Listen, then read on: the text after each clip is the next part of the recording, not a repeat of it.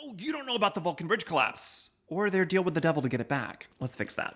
In the heart of a valley at the base of a mountain, there is a town called Vulcan, West Virginia. It's in an extremely remote part of the mountain state, and it was originally settled as a coal mining community in the early 1900s. Now, if you know anything about coal mining communities, they're like a lot of other industry towns. Towns that were created mostly because of a company that built a big factory or brought some kind of commerce to the area. The town is built up because employees build houses. Grocery stores, pharmacies, movie theaters, and schools are all slowly built up as more people move to the area, have children, and live their lives in these communities. These towns are often mostly, if not completely, dependent on the prosperity of the business to support the lives and livelihoods of those who live there. Generations of families will work for the same company or a business dependent on the existence of said company. These communities are equally devastated should the factory shut down or the industry leave. Rochester, New York was in the news several years ago as one such town experiencing great financial insecurity because of the closure of a Kodak factory. Vulcan wasn't just any ordinary industry town. It was unique in that how it is positioned across the Tug River on the border between West Virginia and Kentucky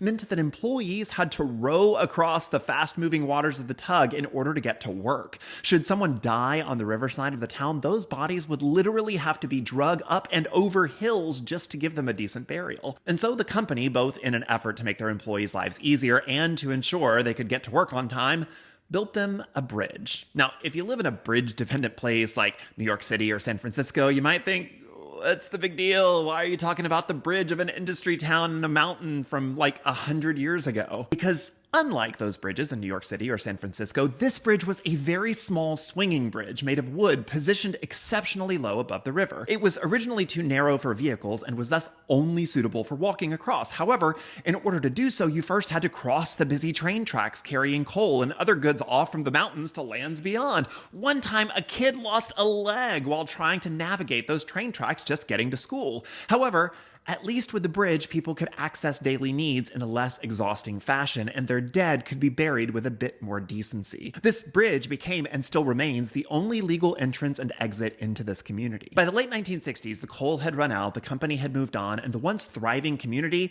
had experienced severe depopulation. No industry bringing money into the region also meant nobody was keeping up the roads and bridges. Sure, those who continued to live there had attempted to keep up and even expand the bridge over the years so that they could drive across, but even that was exceptionally dangerous, as reports from the time tell us that there was less than a thumb-length error for margin on either side. Sneeze at the wrong time behind the wheel and your car went into the river. Well, one night, in July 1975, the old bridge finally collapsed and was carried away down that river. Those who still lived there were once again faced with either rowing across the water or navigating the razor-thin mountain roads with their blind curves, sharp inclines, and precarious drop-offs for miles out of the way in order to get anywhere, all while hoping not to crash into the trains. The people made do as best they could until a little old lady, 74-year-old Nellie Holly, ordered a set of furniture from a company upstate, and the driver refused to deliver it because he couldn't safely do so. She had to hire a young man to illegally haul the furniture back because once again the only legal way into the town had washed away down the river years ago.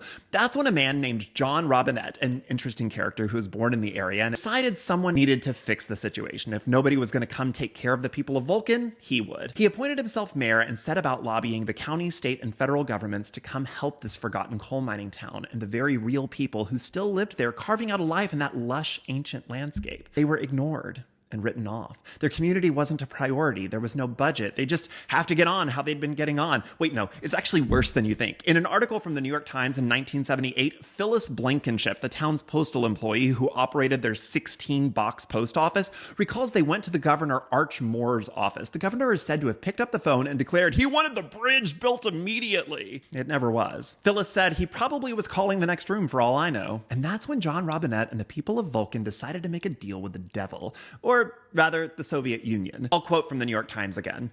He wrote Leonid I. Brezhnev twice, sent the letters by registered mail. Mr. Brezhnev did not reply, but Iona Andronov, a writer for a weekly publication in Moscow, got wind of the story and wound up in Vulcan on Mr. Robinette's arm. The Soviet government saw an opportunity to embarrass the United States on its own soil, helping people the government ignored. It's said that within 1 hour of Andronov arriving in Vulcan, the West Virginia state government authorized the building of the bridge.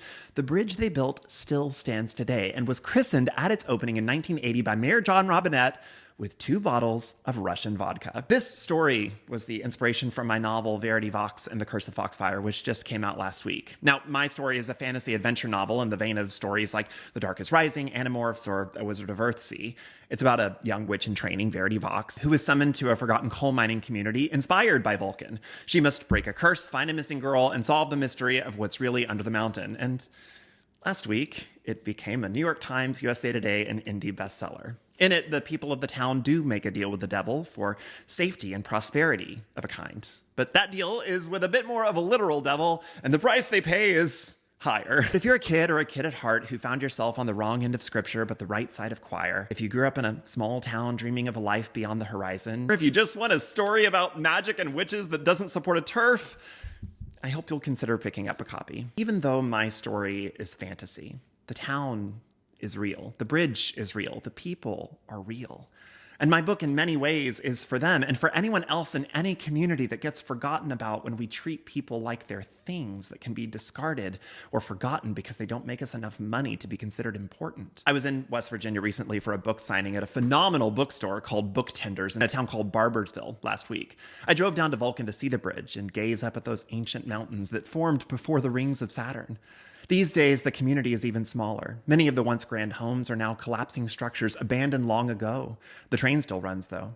It's easy to become overwhelmed with awe when you're standing in the heart of that valley at the base of that mountain, looking up into the hilltops. It's easy to imagine how, should you wander in those forests so dense that light seems to struggle to get through, that there are things people know exist but science hasn't named yet. It's easy to get a sense of slumbering, of being in a time out of time and place out of place, that the mountains are alive in a way we cannot comprehend, that they're resting, or that something under them is resting, waiting to, perhaps, one day, wake up. I'm so proud of this book, and I'm so grateful to you all for reading it. This is extremely personal for me. My family's from the area. The people in the book are named in whole or in part from members of my family tree as a way to honor those who lived and died in that region. Most of the locations described in the book are real. The Miller's Dairy Farm, Mrs. Mason's house, the Grange General Store, all real places plucked from my childhood and placed on the pages of this book. Just like the town of Vulcan became the town of Foxfire. And I hope to see you there in Foxfire. Just don't look in the trees. Don't whistle in the woods at night. Don't answer if you hear your name called. And remember, everything once. Thank you, goodbye.